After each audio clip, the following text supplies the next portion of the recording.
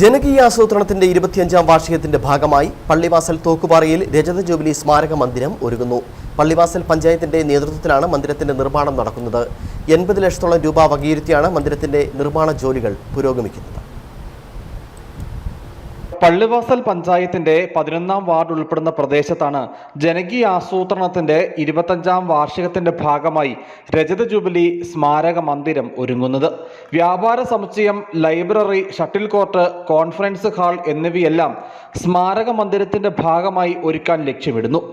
3 നിലകളിലായി മന്ദിരം നിർമ്മിക്കാനാണ് ഉദ്ദേശിച്ചിട്ടുള്ളതെന്നും കെട്ടിടത്തിന്റെ നിർമ്മാണ ജോലികൾ പുരോഗമിക്കുകയാണെന്നും പള്ളിവാസൽ പഞ്ചായത്ത് പ്രസിഡന്റ് VG പ്രജീഷ് കുമാർ പറഞ്ഞു.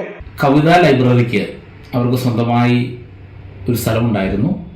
ഒരു 8 സെന്റോളം വരുന്ന സ്ഥലം.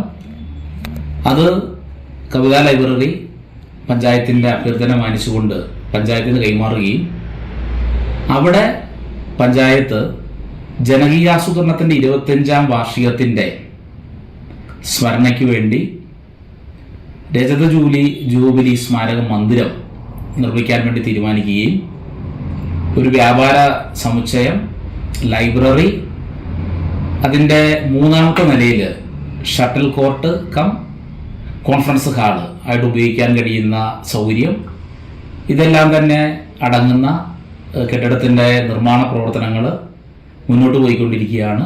80 ലക്ഷത്തോളം രൂപ വകയിരുത്തിയാണ് മന്ദിരത്തിന്റെ നിർമ്മാണ ജോലികൾ നടത്തുന്നത്. തോക്കുപാറ കവിതാ ലൈബ്രറി 8 സെന്റോളം വരുന്ന ഭൂമി പഞ്ചായത്തിന്റെ അഭ്യർത്ഥന മാനിച്ച് പഞ്ചായത്തിന് കൈമാറിയിരുന്നു. ഈ സ്ഥലത്താണ് രജത ജൂബിലി സ്മാരക മന്ദിരം ഒരുങ്ങുന്നത്. News bureau, Adimali.